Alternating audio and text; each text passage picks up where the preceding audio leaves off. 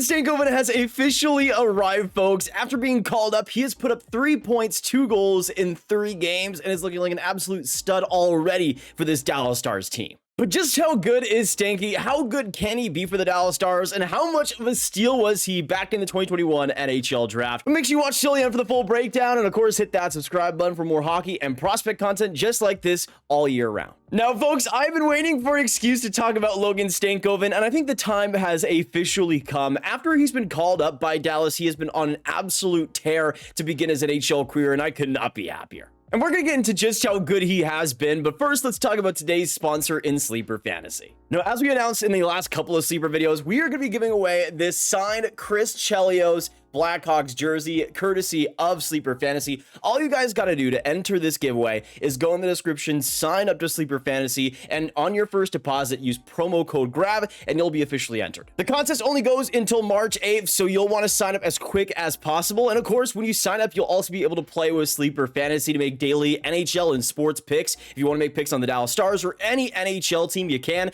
And today we got a couple of sneaky ones. I'm first going to go Zach Werenski, more than 1.5 blocks versus the Rangers. He had, I think, 7 block shots in that last game versus New York. I mean, he's going to continue that block shot dominance. And then I got also Robert Thomas, more than 0.5 assists versus Edmonton. He has been an absolute beast over these last few weeks, and especially the playmaking, of course, is his best trait. I think he's going to continue that versus the Oilers tonight. Make sure you guys go in the description and use promo code GRAB on your first deposit with Sleeper to not just enter the giveaway, but also to make NHL picks on Sleeper Fantasy. Highly recommend it, and thank you so much to Sleeper Fantasy for sponsoring today's video. Now let's start talking about the man, the myth, the legend for the Dallas Stars, Logan Stankoven. This is a kid that I've always been a huge fan of. Going back to the 2021 final rankings, I had him as the 16th best prospect in the class. By the way, I had a great tan back then. It's just the lighting. I'm not this pale, I swear. But Stankoven has always been a favorite for me and was one of my favorite prospects in the 2021 draft, and for a lot of different reasons. This was a guy that I always believed in that could be a top sixer at the next level,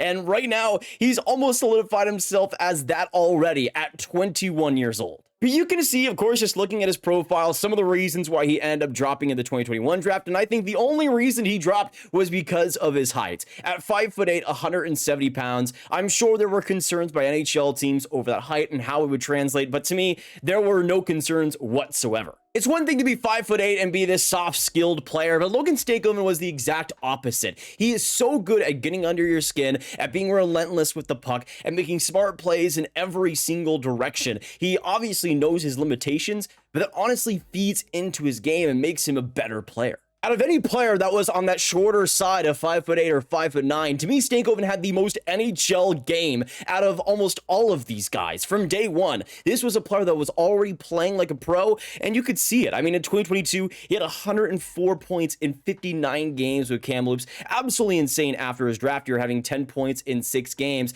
and of course, being great at the U18 World Juniors. This was a player that I had no doubts about. Really, the only concerns was how much of a star is he going to be? How much of a true top sixer is he going to become? Or is he just going to be a great middle six player? That was really the main question for me. It wasn't about the size and the play that he has, because he always played the game the right way. But of course, for teams, there were concerns over that size, and he ended up dropping to the 2nd round on draft day in 2021, all the way to 47th overall to the Dallas Stars, which at the time was insane. I mean, I would have taken him with the Stars' first pick in the draft at 23rd overall. I think that would have been a great value pick, but to get him at 47, it was an immediate steal from day one. And of course, we saw the dominance afterwards, again with that 2022 campaign, 104 points in 59 WHL games, 31 points in 17 playoff games too, and in the World Juniors, I mean, to me, he was one of the best players there, 10 points in 7 games, and then you go on to the next year where he just continues to dominate offensively, continues to put up unreal numbers,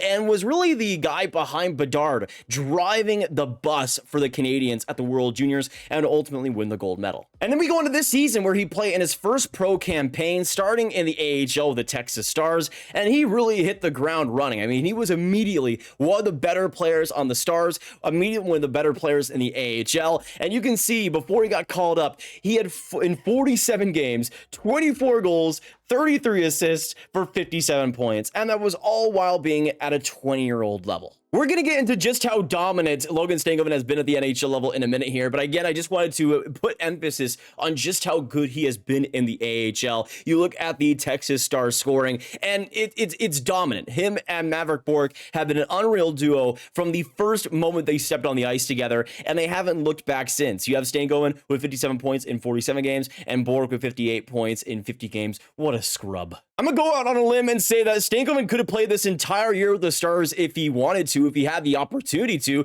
The only reason he's gotten an opportunity these past couple of games is because Tyler Seguin's been injured. But if the Stars weren't so loaded in their top 9, Stankoven would have made the team, and he would have been in a great position already, and probably would have been in the Calder Trophy conversation. You, of course, go on to what he has done with this Dallas Stars team already, and in 3 games, the 21-year-old, newly 21-year-old, has 2 goals, 1 assist for 3 points, and is a point per game already. Now, Stankoven would end up making his NHL debut versus Carolina, and even though he didn't get any points, there were still some pretty good moments. I love this shift in the second period. Ben creating a little bit of a turnover here, and then Johnston is able to steal it, get it going. But look at how Stankoven is able to make himself free, get past the D, swerve, and create some chaos going from left to right. He's able to put himself in the best position to score here, and even though he didn't, he got a great opportunity, and it wouldn't be the last one. And then, of course, to go to the Islanders game where he would end up getting his first NHL goal and assist as well. But on this goal, I thought it was really impressive. You have Johnston doing a lot of the heavy lifting, entering the zone and attacking the Islanders defense. But look at Stankoven just get by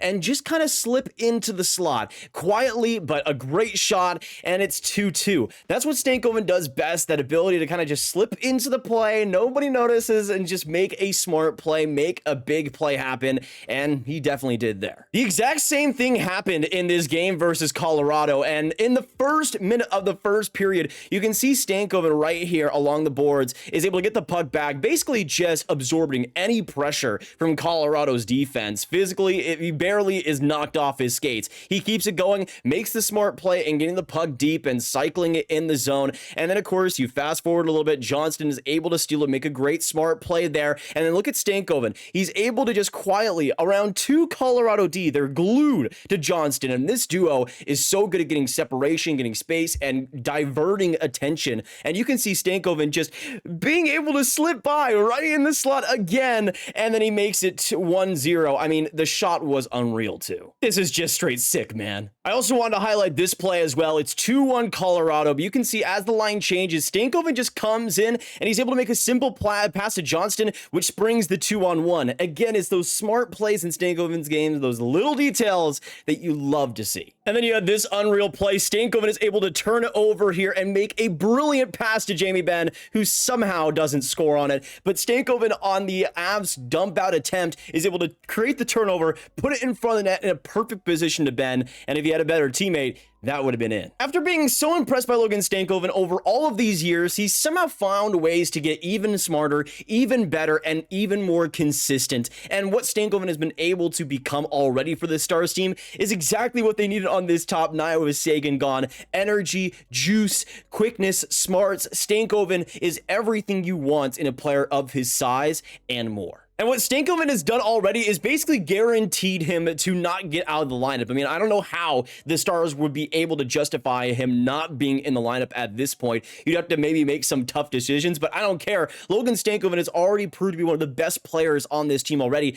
and his instant chemistry of Wyatt Johnston is insane. It's almost incredible how good that line is, how good those two guys are immediately. And I have all the room in the world to also talk about Wyatt Johnston and just how much of a steal he has been for the Dallas Stars. It was difficult for me in his draft year. There were a lot of cases where players just didn't play a lot during the season, and it kind of dismayed my opinion on them. Of course, a player like a Wyatt Johnston was among them. I had him as more of a second rounder than a first, and it was kind of surprising to see the Stars at that time reach for a guy like that who only played 7 games in the U18 World Juniors, and to me wasn't exactly too much of an impactful player. But the Stars definitely did their homework, and immediately he was a force for the Windsor Spitfires. 124 points in 68 games, and he hasn't looked back at the NHL level, being great last year as a rookie and being even better this year in his sophomore season. I don't think many people know this, but if you just sort by points in the 2021 draft this year, Wyatt Johnston is number 1 with 42, 3 ahead of McTavish. And even though there is a big games played difference there, still number 1 is number 1. But still, the players that were drafted below Wyatt Johnston, I'd take him over Bougault, Lysell, Svechkov, Lucius, Bolduc, Othmann, Rosen, Coronato, SIllinger, Tyler Boucher automatically. I'd take him over Dylan Guenther. I'd take him over Eklund. I'd take him over Ken Johnson. I mean, so many guys, so many forwards that Johnston is already clear ahead of. It's almost remarkable. From playing 0 games in the OHL in his draft year to already having the most points in the NHL from his draft year this season, I don't even know how it's possible, honestly. And then, of course, we go on to the Logan Stankoven pick, which in some ways is just as good of a steal, getting 47th overall. I mean, you even look at some of the players that were drafted in the late first that could have had Stankoven. I mean, Chase Stillman, Zach Dean, Nolan Allen, even for the Chicago Blackhawks. You also look at the second round in that draft, too, and some of the players drafted ahead, like Zach Ostyachuk, Danila Klimovich, Pinelli, Fedotov, William Stromgren, Samu Tumala, and then you have Logan Stankoven, this brother just coming in at 47th overall. What a king, man. To me, the Calgary Flames might be the biggest defender here at 45th overall, instead of taking the Kamloops Rays stud, who was right in the general vicinity of him. I know not the same province, but still right there as he was proving so much. They instead took William Stromgren, who I also liked in his draft year, but not nearly as much. I saw him more as a second rounder, which is where he went. And considering the frame and the electrifying skill, I could see why the Flames would like a player like that. And he's been fine at the AHL level this year. But to take him over Logan Stankoven, considering the draft years, considering what both players were, it was asinine at the time and continues to be. Actually, I might have lied. Maybe the more embarrassing one is the Vancouver Canucks, who with the 41st overall pick, instead of picking the BC raised kid, they ended up going for a Belarusian guy, Danila Klimovich, who at 21 years old has been a bust in the AHL up to this point. He had an okay year of Abbotsford last year, but he was playing in the second tier Belarusian league in 2021. This was a guy that had a great U18 Worlds, but considering everything, this was a guy that was an absolute reach at the time, and not taking Stankoven is already biting them in the butt. Now, considering how good Vancouver has been this year, it's not the end of the world for them,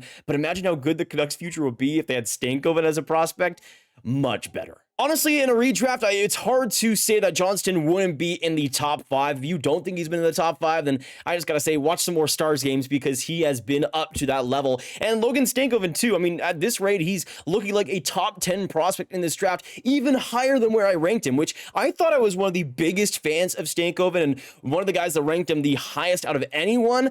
But the fact that he could go even higher in a redraft than where I had him is nutty. You can also go back to the Logan Stankoven rankings, and McKean's Hockey was the only place that had a Stankoven higher than I did. But you can see 31 by NHL Central Scouting, 27 by Bob McKenzie, 26 by Elite Prospects, 46 by Craig Button. That's some yikes right there. Then when we look at the rest of the 2021 draft class, there's some pretty good steals outside of Stankoven and Johnston. Of course, Matthew Knies comes to mind immediately at 57th overall. He has been brilliant for Toronto. You also got, of course, a couple of really solid picks. I still love Dylan Duke at 126th overall. He's going to be really solid for Tampa Bay in a middle six grindy role. I also love Joshua, of course, 150th overall for the Montreal Canadiens. He's been looking really solid for the Habs over these last couple of weeks. I mean, after he was drafted, we immediately knew it was a steal, and so far it's turning out to be. But let me know in the comments down below, how much of a steal do you see Stankoven and Johnston for this Stars team? How good do you see Stankoven being for this Stars team as well? And who do you think is the biggest draft steal in the 2021 draft? Let us know all your thoughts down below. Of course, make sure you hit that like button, hit that subscribe button, hit that notification bell for more breakdowns just like this.